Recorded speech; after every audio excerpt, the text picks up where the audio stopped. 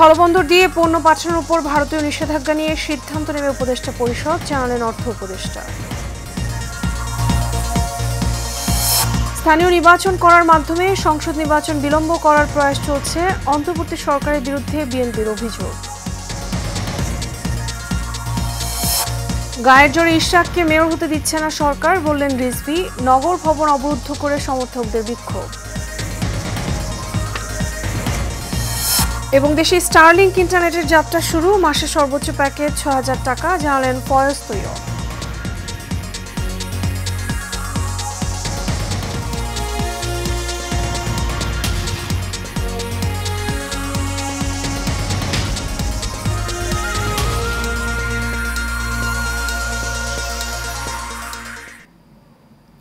স্বাগত Asian prime নিউজে, আপনাদের সঙ্গে আছি আমি মিতা মৌসুমী। শুনছিলেন বিআরবি কেবল ইন্ডাস্ট্রিজ লিমিটেড সংবাদ শিরোনাম। এবারে চলে যাব বিস্তারিত সংবাদে। স্থলবন্দর দিয়ে পণ্য আমদানি রপ্তানির বিষয়ে ভারত যে নিষেধাজ্ঞা দিয়েছে সে বিষয়ে উপদেষ্টা পরিষদের বৈঠকে সিদ্ধান্ত নেওয়া হবে, এ কথা বলেছেন অর্থ উপদেষ্টা ডক্টর সালেউদ্দিন আহমেদ। নতুন অর্থ বছরে মহার্ঘ ভাতা ঘোষণায় কিছুটা সময় লাগবে বলেও জানান তিনি। নূর মোহাম্মদ ভূঁইয়ার রিপোর্ট। হঠাৎ করে স্থলবন্দরে বাংলাদেশের বিভিন্ন পণ্যের প্রবেশে নিষেধাজ্ঞা দিয়েছে ভারত। এই নিষেধাজ্ঞা আনুষ্ঠানিকভাবে কোনো তথ্যই জানে না বাংলাদেশ।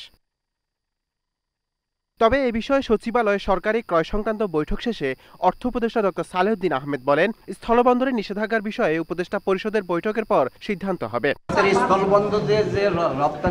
ওইটা না আলাপ করবো আজকে, না ওইটা আজকে কমার্সের সাথে আমাদের আলাপ হবে। এটা তো এখন আমি বলবো না, ওরা তো আসবেন আমার কাছে, আমরা একটু বসবো।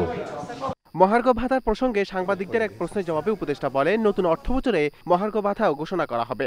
না আমি এটা নিয়ে আমি কনসিডার করছি, এটা কমিটিকে দায়িত্ব দিয়েছে, আমি ওরা ওয়ার্কআউট করলে আমার কাছে দেবে।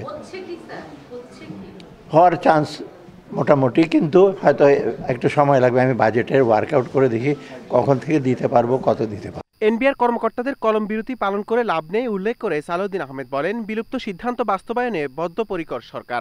ওরা যদি কিছু বলতে চায় এনবিআর লোকজন বাইরে গিয়ে বলুক। আমি নূর মোহাম্মদ ভূঁইয়া, এশিয়ান টেলিভিশন, ঢাকা।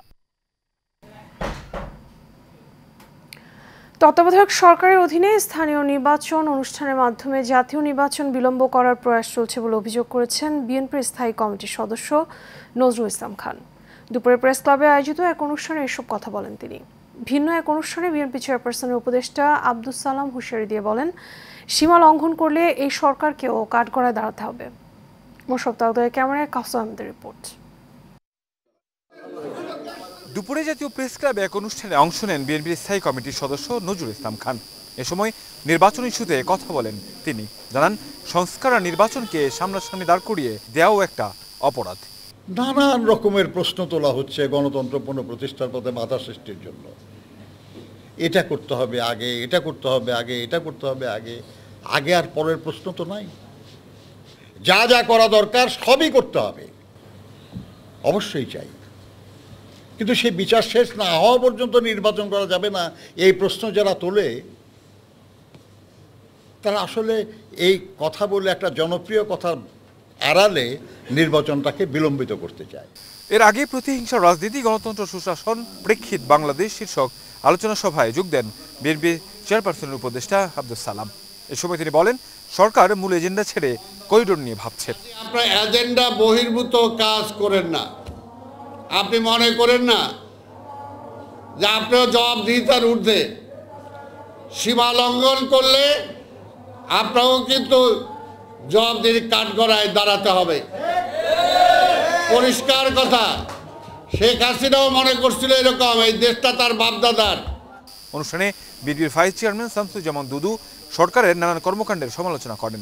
একই সাথে এই সরকার ফ্যাসিস্টের পথে হারছে কিনা এমন প্রশ্ন তোলেন তিনি। সেখানে সরকারের প্রতি মানুষের যে সমর্থন, আশা ছিল, বিশ্বাস ছিল, সেই সমর্থন, বিশ্বাস, আশা আস্তে আস্তে টুটে যাচ্ছে। এই জিনিসটি এই সরকারকে বুঝতে হবে। আমরা ডক্টর ইউনূসের মধ্য দিয়ে বাংলাদেশে একটি ভালো নির্বাচন করার প্রত্যাশা করি। জনগণের ভোটে নির্বাচিত হয়ে ইশরাক হোসেন প্রতিহিংসার শিকার হচ্ছেন বলে জানান বিএনপি নেতারা। সুপ্রিম কোর্টেরও দায়িত্ব আছে জনগণ, দেশ এবং গণতন্ত্রকে রক্ষা করা। Kawsar Ahmed, Asian television, Dhaka. BNP senior যুগ্ম মহাসচিব রুহুল কবির রিজভী বলেছেন, আদালতের রায় ঘোষণার পরও ইশরাক হোসেনকে শপথ নিতে দেওয়া হচ্ছে না। এখানে অন্তর্বর্তী সরকার গায়ের জোর খাটাচ্ছে। চট্টগ্রামে ডক্টর শাহাদাত মেয়র হতে পারলে ইশরাক কি দোষ করলেন, এমন প্রশ্ন তোলেন তিনি। আজ রাজধানী খিলক্ষেতে জুলাই গণ অভ্যুত্থানে আহত রাকিবুল হাসানকে দেখতে গিয়ে সাংবাদিকদের তিনি এসব কথা বলেন। রিজভী বলেন, স্থানীয় সরকার উপদেষ্টা আসিফ মাহমুদ সজীব ভুঁইয়ার বয়স অনেক কম, হঠাৎ গুরুতর রাষ্ট্রীয় দায়িত্ব পেয়ে গেছেন, এজন্য তার কথাবার্তায় ভারসাম্যহীনতা দেখা দিয়েছে। বিএনপি নেতা ইশরাক হোসেনকে ঢাকা দক্ষিণ সিটি কর্পোরেশনের মেয়র হিসেবে শপথ পড়ানোর দাবিতে ষষ্ঠ দিনের মতো আজও নগর ভবনের সামনে বিক্ষোভ করেছেন সমর্থকরা। সকাল থেকেই নগর ভবনের সামনে জড়ো হন তারা। এর ফলে চরম ভোগান্তিতে পড়েন সাধারণ মানুষ। মনোরমা রিপোর্ট। সকাল থেকে নগর ভবনের সামনের সড়কে অবস্থান নেয় বিএনপির নেতাকর্মীরা। ইশরাক হোসেনকে ঢাকা দক্ষিণ সিটি কর্পোরেশনের মেয়র হিসাবে শপথ পড়াতে সরকারকে বাধ্য করতে এই কর্মসূচি পালন করছেন ইশরাক সমর্থকরা। বিক্ষোভকারীদের অভিযোগ, আদালতের রায়ে মেয়র হিসাবে ইশরাকের নাম ঘোষণার পরও সরকার তাকে শপথ নেওয়ার সুযোগ দিচ্ছে না। সরকারের বিরুদ্ধে আদালত অবমাননার অভিযোগ তুলে অবিলম্বে শপথ অনুষ্ঠান আয়োজনের দাবি জানান তারা। একই সঙ্গে তারা স্থানীয় সরকারের উপদেষ্টা আসিফ মাহমুদের পদত্যাগের দাবিও করেন বিক্ষুব্ধ নেতাকর্মীরা। ইউনূস সাহেবের কাছে আমাদের বিনীত অনুরোধ, আপনি জনগণের সরকার, আপনি কোনো দলের বা কোনো পক্ষের না। আদালত যে রায় দিবে সেই রায়কে যদি না মানেন তাহলে কি আমরা বলতে পারি না আমরা আবারও সেই বৈষম্যের শিকার হচ্ছি? আদালতের রায়ের পরেও তাকে যে মেয়র করা হচ্ছে না এবং তাকে যে সেই শপথ করার জন্য তারা বাধা দিচ্ছে, এটা হচ্ছে তাদের পুরাটাই হচ্ছে একটা ষড়যন্ত্র। এই সময় আন্দোলনে অংশ নিয়ে নেতাকর্মীরা বলেন, ফ্যাসিস্ট সরকার আর এই সরকারের মধ্যে কোনো তফাৎ নেই। আজকে এই সরকারের মধ্যে রয়ের এজেন্ডা ঢুকে পড়েছে। এই মন্ত্রী পরিষদে রয়ের আমলা সচিব, কিছু কিছু মন্ত্রীও ঢুকে পড়েছে। আওয়ামী লীগের এজেন্ডাও আজকে সচিবালয়ে তারা অবস্থান করছে।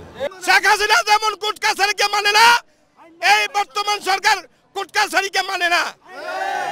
আমরা ঢাকা দক্ষিণ সিটি কর্পোরেশনের সাধারণ জনগণ ইশরাক সাহেবকে শপথ পড়াইয়া দেব 0 পয়েন্টে। এদিকে ইশরাকের রিটের শুনানির রায় আগামীকাল। মন্ডলের নাম, এশিয়ান টেলিভিশন, ঢাকা।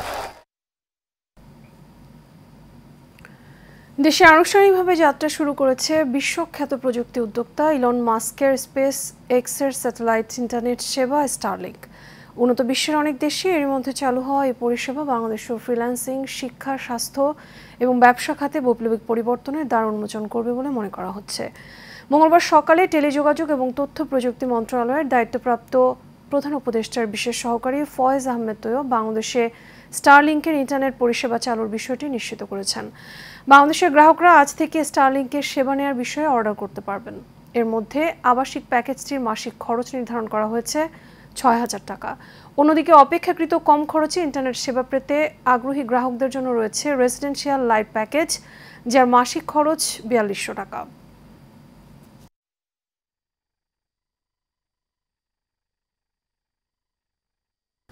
অভিন্ন চাকরিবিধি বাস্তবায়ন, হয়রানি বন্ধ এবং REB চেয়ারম্যানের অপসারণ সহ ৭ দফা দাবিতে মার্চ টু ঢাকা কর্মসূচি ঘোষণা করেছে দেশের ৮০টি পল্লী বিদ্যুৎ সমিতির বৈষম্য বিরোধী কর্মকর্তা কর্মচারীরা। ঢাকা রিপোর্টার্স ইউনিটির সাগরণী মিলনায়তনে এক সংবাদ সম্মেলনে এই কর্মসূচির ঘোষণা দেন ভুক্তভোগী কর্মকর্তারা। তারা জানান, বিদ্যুৎ সেবা চালু রেখে এই কর্মসূচি পালিত হবে। সংবাদ সম্মেলনে জানানো হয়, একীভূত চাকরিবিধি, চাকরি পুনর্বহাল এবং হয়রানিমূলক বদলি বাতিল সহ ৭ দফা দাবি বাস্তবায়নের জন্য এর আগেও সরকারকে ৪৮ ঘন্টা আলটিমেটাম দেওয়া হয়েছিল। তবে নির্ধারিত সময় পেরিয়ে গেলেও বিদ্যুৎ মন্ত্রণালয় কিংবা পল্লী বিদ্যুতায়ন বোর্ডের পক্ষ থেকে কোনো সাড়া না পাওয়ায় তারা এই কর্মসূচি ঘোষণায় বাধ্য হয়েছেন। সংবাদ সম্মেলনে উপস্থিত ছিলেন DGM Rahat Hossain, DGM Ali Hasan, DGM Asaduzzaman Bhuiyan সহ আরও অনেকে। ক্যান্সার কাউন্সিল, NSW এবং গুড মর্নিং বাংলাদেশ লাকেম্বার উদ্যোগে সিডনির পেরি পার্কে হয়ে গেল ক্যান্সারে আক্রান্ত রোগীদের চিকিৎসা এবং সহযোগিতার জন্য তহবিল সংগ্রহের অনুষ্ঠানটি পরিচালনা করেন ফারুক হান্নান। এতে প্রধান অতিথি হিসেবে উপস্থিত ছিলেন এনএসডব্লিউর রাজ্যপাল ক্রিস মিন্স, অভিবাসন মন্ত্রী টনি ব্রুক এবং শিল্পমন্ত্রী সফি কস্তা। অনুষ্ঠানে নারীরা সকালের নাস্তা বিক্রি করেন এবং সেখান থেকে পাওয়া অর্থ তারা ফাউন্ডেশনে দান করেন। ক্যান্সার আক্রান্ত রোগীদের চিকিৎসার জন্য আয়োজিত এই অনুষ্ঠানটি অস্ট্রেলিয়ায় বাঙালি কমিউনিটির ভাবমর্যাদা ব্যাপকভাবে উজ্জ্বল হয়েছে।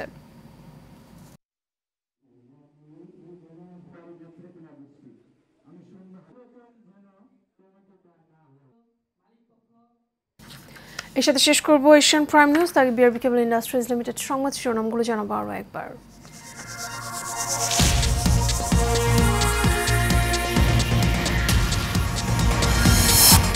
স্থলবন্দর দিয়ে পণ্য পাঠানোর উপর ভারতীয় নিষেধাজ্ঞা নিয়ে সিদ্ধান্ত নেবে উপদেষ্টা পরিষদ, জানালেন অর্থ উপদেষ্টা। স্থানীয় নির্বাচন করার মাধ্যমে সংসদ নির্বাচন বিলম্ব করার প্রয়াস চলছে, অন্তর্বর্তী সরকারের বিরুদ্ধে বিএনপির অভিযোগ। গায়ের জোরে ইশরাককে মেয়র হতে দিচ্ছে না সরকার, বললেন রিজভী। নগর ভবন অবরুদ্ধ করে সমর্থকদের বিক্ষোভ। এবং দেশে স্টারলিংক ইন্টারনেটের যাত্রা শুরু, মাসে সর্বোচ্চ প্যাকেজ ৬,০০০ টাকা, জানালেন ফয়েজ তৈয়ব।